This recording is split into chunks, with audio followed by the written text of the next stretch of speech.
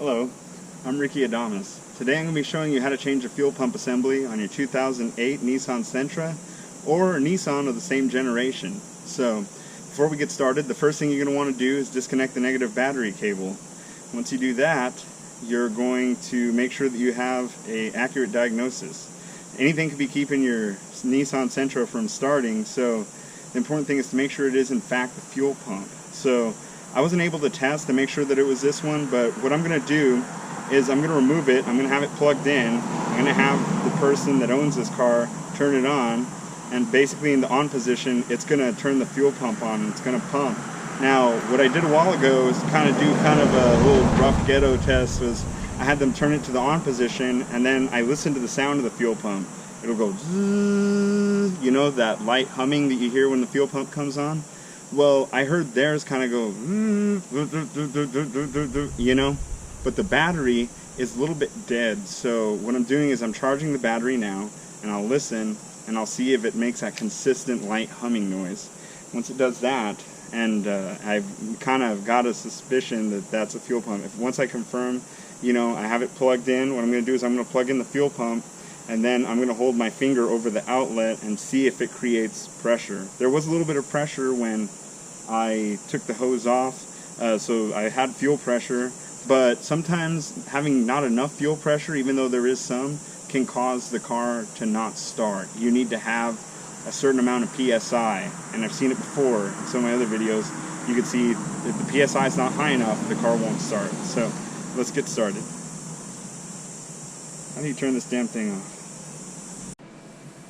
Okay guys, so here we are in the second part of the procedure. The first thing you're going to want to do is you're going to want to grab right here, and you're just going to grab underneath the seat and pull up. What that's going to do is you're going to be able to move this forward a little bit, see?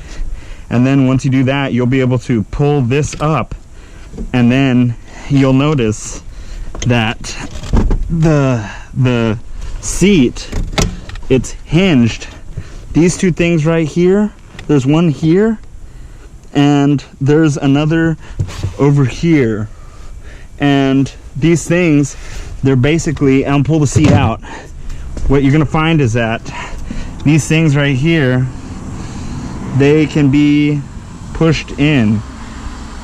See, you can push them in and unhinge them from the two holes, one here and another over here where the hammer is. So you'll be able to see that.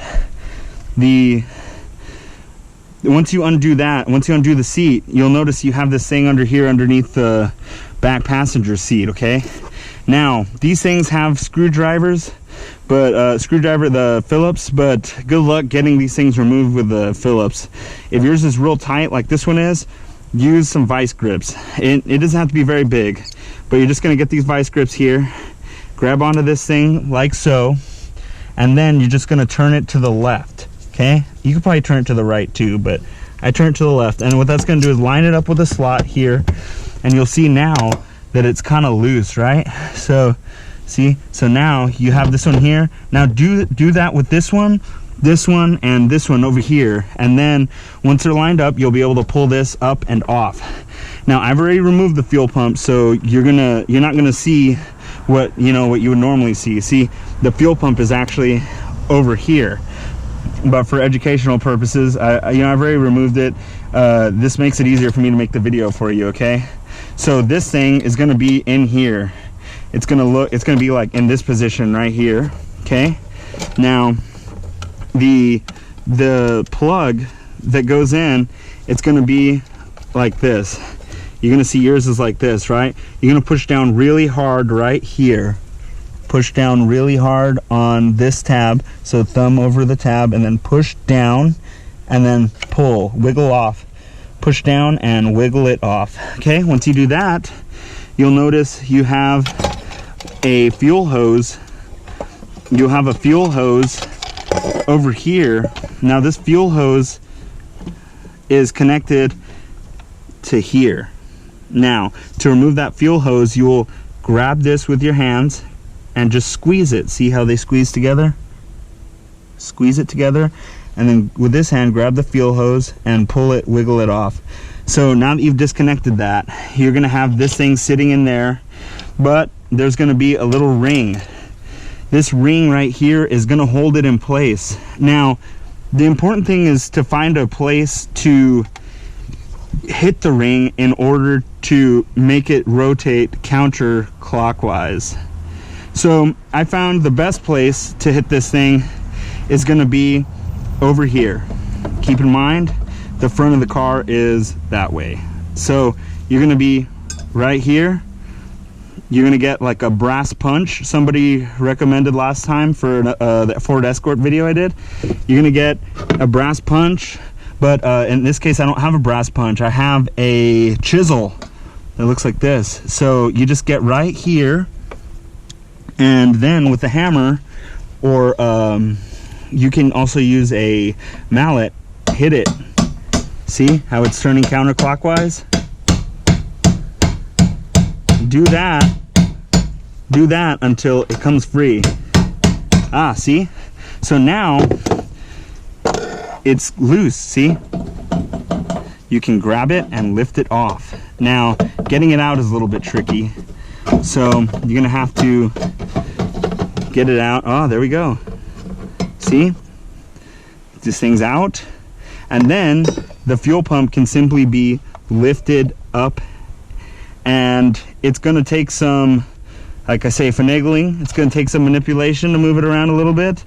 Be careful not to, well, I guess it probably doesn't matter that you damage the float, but pull it up, and then remember that the float, it has to be pulled, you know, up and then out like this.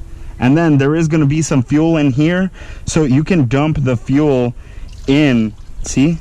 Dump the fuel into the fuel tank, and once you dump the fuel in, you can pull this out and you don't have to worry about spilling any gas. But look, see, I have a container here just in case it does strip somehow.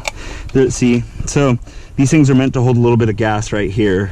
So anyway, now that I've dropped everything in there, see, I've dropped some dirt in the gas tank. So what I recommend is add a bottle of fuel injector cleaner, either right here directly in the gas tank or in the place where you put gas when you're filling up your car. So to replace the fuel pump assembly with the new one, you're just going to do the reverse of installation. You're going to put this one in, and then you're going to make sure that it's facing in the same direction that it was last time.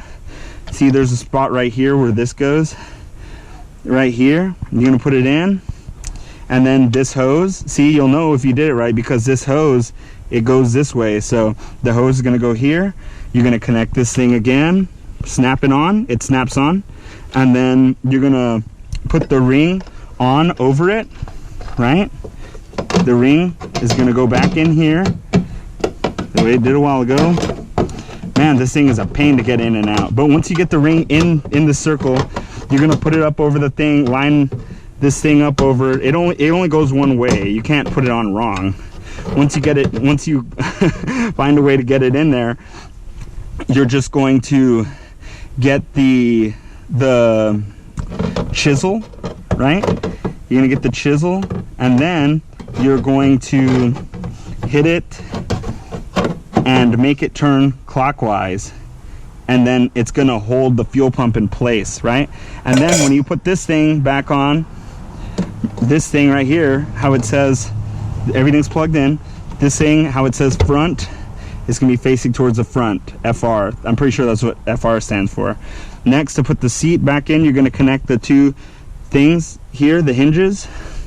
Like I said, they just push in. See, they're like springs, and then you put the seat in, lower it in that way, and then the front of the seat goes down, and then you're done. You can hopefully start the car if the fuel pump was a problem. Like I said, accurate diagnosis is important. Thank you for watching my video. I really appreciate it. Comment, like, subscribe, and have a great day.